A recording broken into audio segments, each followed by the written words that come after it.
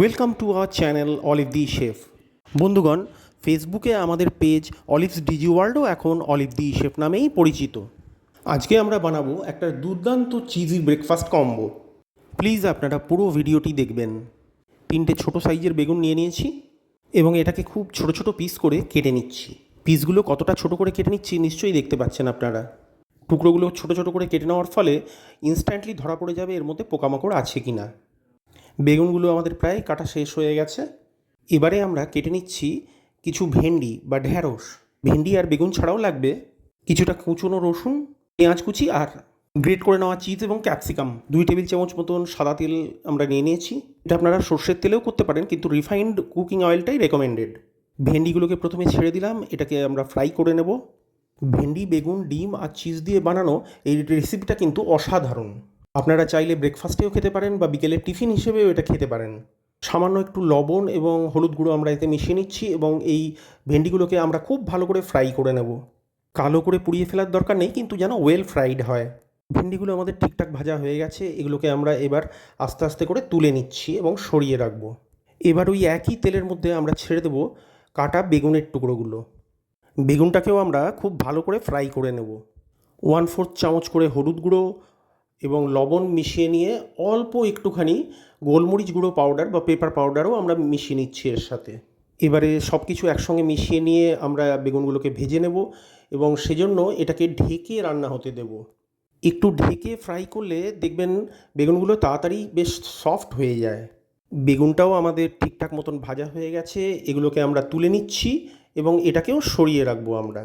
বেগুন আর ভেন্ডিগুলো ভাজতে গিয়ে আমাদের 2 চামচ তেল শেষ হয়ে গেছে, তাই আমরা আরও 2 চামচ তেল পরবর্তী রান্নার জন্য ব্যবহার করছি। এবারেও আমরা রিফাইন্ড কুকিং অয়েলই নিয়েছি।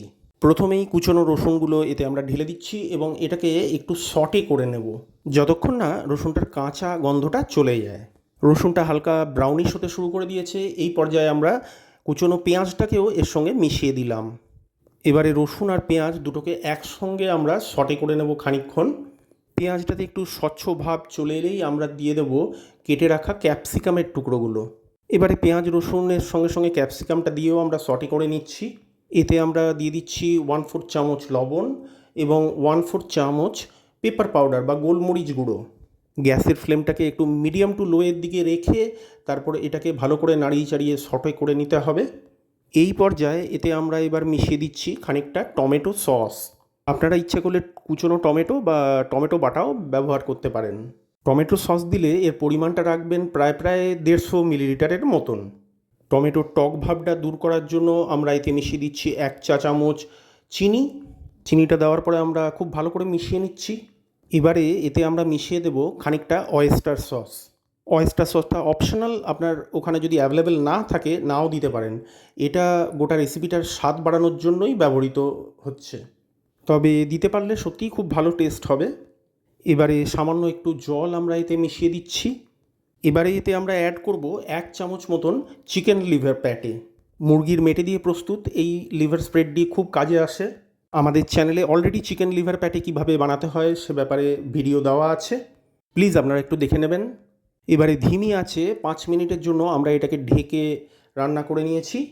এতে আমরা এখন যোগ করে দিচ্ছি ভাজা বেগুনের টুকরোগুলো। 3টে ডিম ফাটিয়ে রাখুন, এবারে কাজে আসবে।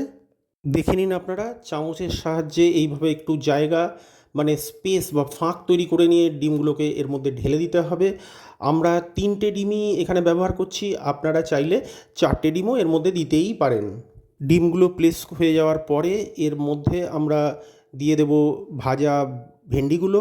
এগুলোকে আমরা খুব ভালো করে প্লেস করে দেবো ডিমের চারিদিক দিয়ে, ডিমের উপরে কিন্তু দেওয়া যাবে না। ভাজা ভেন্ডিগুলো প্লেস হয়ে যাওয়ার পরে এটাকে আমরা ঢেকে লো আঁচে 3 মিনিটের জন্য রান্না করে নেব। 3 মিনিট পরে চলুন দেখি কি অবস্থা। ওহ, এখনই তো ডেলিশিয়াস দেখাচ্ছে। এবারে এতে আমরা স্প্রেড করে দেবো গ্রেট করে রাখা চিজটাকেও যথাসম্ভব ডিমের কুসুমগুলোর চারিদিকে ছড়িয়ে দিতে হবে, ডিমের কুসুমের উপরে নয়। রান্না আপনার প্রায় হয়ে এসছে। এবার এটাকে খুব লো আঁচে ঢেকে আমরা রান্না করব 1 মিনিট, যতক্ষণ না চিজটা গলে যায়। বন্ধুগণ, রান্না আপনার শেষ। এবার ছোট থেকে বড় যাকেই এটা খাওয়াবেন সেই খেয়ে বলবে আহা। বন্ধুগণ, লাইক শেয়ার কমেন্ট করতে ভুলবেন না প্লিজ। নতুন দর্শক বন্ধুরা প্লিজ বেল আইকনটা টিপে দেবেন সাবস্ক্রাইব করার পর, যাতে ভবিষ্যতে সব রেসিপি আপনার কাছে অটোমেটিক্যালি পৌঁছয়। উপভোগ করুন আপনারা এই দারুণ নাস্তা রেসিপিটি, আর দেখতে থাকুন অলিভ দি ই শেফ। মনে রাখবেন এখন ফেসবুক আর ইউটিউব দু জায়গাতেই আমরা অলিভ দি শেফ নামেই পরিচিত।